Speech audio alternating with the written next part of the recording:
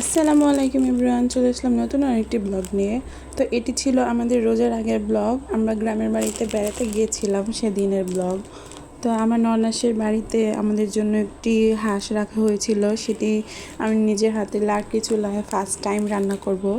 তো গাইস, তোমাদের সাথে সেই অনুভূতিটি আজকে শেয়ার করতে যাচ্ছি, কারণ এটি হচ্ছে আমার ফার্স্ট টাইম রান্না লাকড়ি চুলায়। তো লাকড়ি চুলায় জ্বালানো কিন্তু খুব কষ্টদায়ক। তো এখানে আমার ননসের মেজো মেয়ে যে চুলা জ্বালিয়ে দিতেছিল,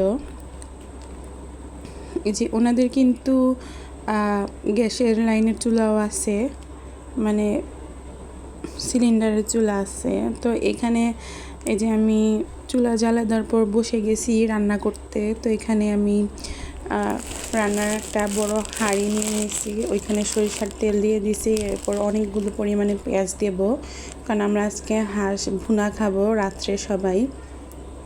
তো এখানে আমি রান্না করতেছিলাম, কারণ আমার হাজব্যান্ড বলছিল যে তুমি আজকে রান্না করো। তো এখানে কিন্তু ভিডিও নিচ্ছিল আমার হাজব্যান্ড। আসলে ফার্স্ট টাইম রান্না, তাই মানে একটু নার্ভাস ফিল করতেছিলাম। এই যে হাঁসটা কেটে কুটে ধুয়ে রাখা হয়েছে। তো হাঁসটা কিন্তু আমি আর আমার ননসের হাজব্যান্ড মিলে পরিষ্কার করছিলাম। তো এখানে আমি এই যে পেঁয়াজ আর তেলটা ভালো করে এখন ভেজে নেব। এখানে আমি সব মশলা দিয়ে দিচ্ছিলাম আর কি। তো আমার ননা সব মশলা সব কিছু সে স্টোর করে আলাদা আলাদা করে রাখে। আসলে রোজার সময় তাই তোমাদের সাথে ব্লগ অত শেয়ার করতে পারতেছি না, কারণ রোজার সময় টাইম দ্রুত চলে যাচ্ছে। তো এখানে মাটির চুলা রান্না করতে কিন্তু আমার বেশ ভালোই লাগতেছিল, আর ওই দিক দিয়ে ভিডিও করতেছিল আমার হাজব্যান্ড। তো হাঁড়িটা কিন্তু অনেক বড় ছিল, হাঁসের পরিমাণটা বড় ছিল, তাই হাঁড়ি আমরা বড় নিছি আর কি। তো এখানে আমি কিছু গোটা মানে শুকনো মরিচও অ্যাড করছি। তো আমি এখানে পরিমাণ মতো রসুন বাটা, আদা বাটা, তারপরে হচ্ছে আমার ননাস আবার গরম মশলা গুঁড়ো করে রাখছে আলাদা করে, জয়ত্রী বাটা, জায়ফল বাটা, ওইগুলো আমরা আলাদা করে সব আস্তে আস্তে করে পরিমাণ মতো দিচ্ছিলাম আর কি। ভয় লাগতেছিল যে ঠিক মতো রান্না করতে পারবো কি না, হবে কি না। তবু আমার কাছে খুব আনন্দ লাগছে যে সবাইকে ফার্স্ট টাইম লাকড়ি চুলায় রান্না করে খাওয়াতে পারবো বলে। তো ওই যে একটি লাঠি দেখা যাচ্ছে, ওটা কিন্তু লাকড়িগুলো ঠিক করার জন্য রয়েছে। তো এই যে আমি আস্তে আস্তে সব মশলা কষিয়ে নেব। আসলে হাঁসের মাংস যত কষিয়ে কষিয়ে রান্না করা যায় ততই মজা হয়। মশলাগুলো ভালো করে কষালে কোনো মানে গন্ধ থাকে না। তো আমার ননাস আবার বাটা মশলাই বেশি ব্যবহার করে, তো উনি মরিচ বাটাও রাখছে আমার জন্য আর কি। তো এখানে আমি বাটা মরিচ দিয়ে আজকে হাঁস রান্না করছিলাম। তো আমি পরিমাণ মতন লবণও দিয়ে দিছি, হলুদ মরিচের গুঁড়ো সব দিয়ে দেওয়া হয়ে গেছে। তো এখানে কিন্তু হালকা হালকা ঝাপসা দেখাচ্ছে, কারণ এখানে কিন্তু ধোঁয়া উঠতেছিল। তো ওই দিকে কিন্তু আরেকটা বড় পাতিলে করে ভাত রান্না বসাইছে। তো গ্রামের মানুষেরা কিন্তু অনেক পরিমাণে ভাত রান্না করে।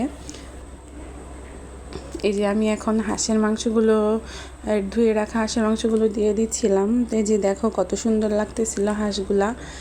এটা কিন্তু একটি দেশি হাঁস ছিল, মেবি হতে পারে। হাঁসটা কিন্তু অনেক বড় ছিল। তো এই যে দেখতে কালারটাও কিন্তু খুব সুন্দর আসছে। আসলে আমরা ঢাকার মানুষ, সব সময় গ্যাসের চুলা রান্না করে খাই। তো লাকড়ি চুলার রান্না কিন্তু খুব মজাদার হয়ে থাকে। আমাদের সব সময় পছন্দ লাকড়ি চুলায় রান্না করা, কারণ আমরা সচরাচর গ্রামে যাওয়া হয় না। এই যে দেখো গ্রামের মাটির ঢাকনা দিয়ে আমি ঢেকে দিছি। তো আমার হাজব্যান্ড একটু পর পরে কিন্তু ভিডিও নিতেছিল। তো এই যে আমি একটু পর পরে মানে ঢাকনা উঠে মাংসটা ভালো করে কষাচ্ছিলাম। আসলে কষানোর উপর ডিপেন্ড করে মাংসের টেস্ট। হাঁসের মাংস যত ভালো কষানো যায় তত ভালো টেস্ট আসে। তো এই যে এদিক দিয়ে আমি লাকড়ি ঠিক করতেছিলাম। তো আমার হাজব্যান্ড বলতেছে বেশি গুঁতা দিও না, আবার চুলা ভেঙে যাবে। এই যে দেখো হাঁস থেকে কিন্তু অনেক তেল ছাড়ছে। আসলে তেল ছাড়লেই বোঝা যায় যে হাঁসের মাংসর ইয়েটা কেমন হবে আর কি। তো এদিক দিয়ে আমি ভাতও দেখতেছিলাম যে হয়েছে কি না।